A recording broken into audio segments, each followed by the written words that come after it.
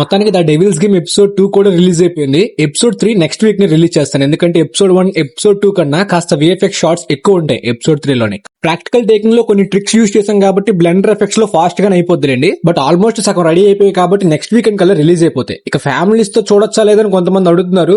YouTube కేవలం fraction of seconds వరకు మాత్రమే వైలెంట్ సీన్స్ ని పెట్టడానికి పర్మిషన్ ఇచ్చింది కాబట్టి ఆ ఫ్రాక్షన్ ఆఫ్ సెకండ్స్ లోని వైలెన్స్ ని పెద్దగా చాలా మంది నోటీస్ చేయకపోవచ్చు. బట్ వైలెన్స్ అయితే ఉంటుంది. ఇక రివ్యూ విషయానికి వచ్చేస్తే ప్రెడిటర్ బ్యాడ్ ల్యాండ్స్ రీసెంట్ గా ఏలియన్ ర్యామ్లోస్ తోటి కంప్లీట్ గా ఏలియన్ ఫ్రాంచైజ్ మంచిగా రివైవ్ అయింది. ప్రెసెంట్ ఏలియన్ ఎర్త్ సిరీస్ కూడా కంటిన్యూ అవుతుంది. అండ్ ప్రే ఫిల్మ్ తోటి ప్రెడిటర్ ఫ్రాంచైజ్ కూడా రివైవ్ అయింది. సో ఈ రెండు ఫ్రాంచైజ్ కి కూడా క్రాస్ ఓవర్ అప్కమింగ్ గా జరిగే అవకాశం ఉంది, ప్రీవియస్ గా ఒకసారి జరిగినట్టు.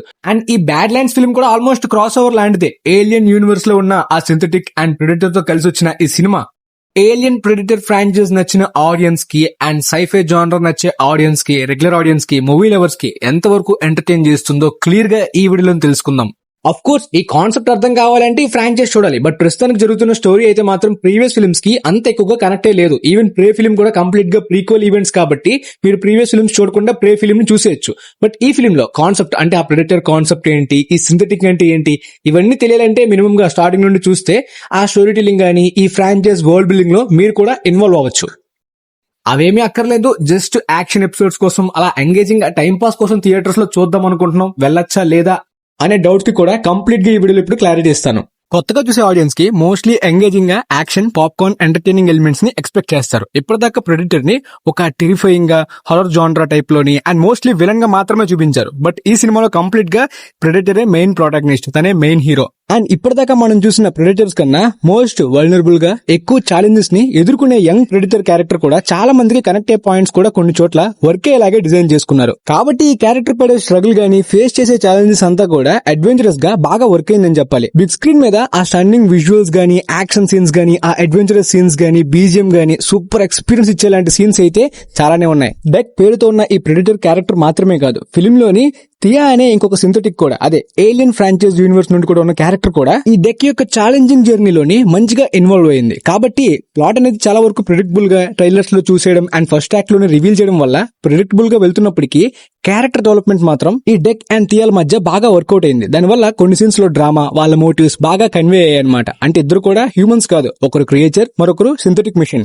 వీళ్ళతో పాటు బడ్ అని ఇంకొక క్రియేచర్ కూడా యాడ్ అవడం మంచి ఫన్నీగా, ఎంటర్టైనింగ్ గా కూడా చాలా చోట్ల నడిచింది. ఫస్ట్ హాఫ్ మాత్రం చాలా ఇంట్రెస్టింగ్ గా ఉంటుందన్నమాట. ఆ సినిమాటోగ్రఫీ గానీ, ఆ సెట్ పీసెస్ గానీ, విజువల్స్ గానీ, యాక్షన్ సీన్స్ గానీ, బ్యాక్గ్రౌండ్ స్కోర్ గానీ.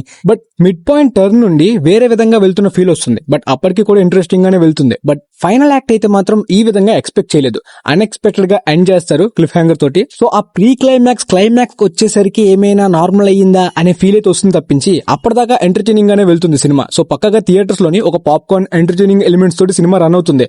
బట్ ప్రే అండ్ రీసెంట్ గా వచ్చిన ఏలియన్ ర్యామ్లోస్ ఇవన్నీ కూడా ఫైనల్ యాక్ట్ వచ్చేసరికి ఒక బిగ్గెస్ట్ సర్ప్రైజెస్ ని రివీల్ చేశాయి. అంటే ఆ ఫ్రాంచైజ్ ని ఎక్స్ప్లోర్ అవడంలో గానీ, కాన్సెప్ట్ ని ఎక్స్ప్లోర్ అవడంలో గానీ, ఇక్కడ అలా ఏమీ కూడా పెద్దగా ఎక్స్ప్లోర్ అవడం గానీ, రివీల్ అవడం గానీ ఉండదు. ఒక క్లిఫ్ హ్యాంగర్ తోటి ఎండ్ చేస్తారు. దానివల్ల క్లైమాక్స్ మరీ అంత సాటిస్ఫైయింగ్ గా, అంత ఇంపాక్ట్ ఇచ్చేలాగా అనిపించకపోవచ్చు గానీ, ఇప్పటిదాకా చూసిన ఈ ప్రపంచం గానీ, ఈ ఏలియన్ వరల్డ్ గానీ, ఈ ప్రెడిటర్ వరల్డ్ గానీ రెండు కూడా కొలాబరేట్ అవుతూ కంటిన్యూ అవడం ఇంతవరకు ఎంటర్టైనింగ్ గా జరగడం వలన అప్కమింగ్ సీక్వెల్ చూసే ఇంట్రెస్ట్ అయితే పక్కగా ఉంటుంది. బట్ కామన్ ఆడియన్స్ కి అలా ఉండకపోవచ్చు. టైం పాస్ కోసం చూసారు కాబట్టి కొంతవరకు టైం పాస్ గా అలా వెళ్ళింది, ఓకే అలా వాచబుల్ అని వాళ్ళకి అనిపించచ్చు అనమాట. ఇక ప్రెడిటర్ ఫ్యాన్స్ కి గానీ, ఏలియన్ ఫ్రాంచైజ్ ఫ్యాన్స్ కి గానీ సాటిస్ఫై అయితే చేస్తుంది గానీ ఆ ఏలియన్ ర్యామ్లోస్ ప్రే రేంజ్ లో ఇంపాక్ట్ అయితే ఇవ్వకపోవచ్చు.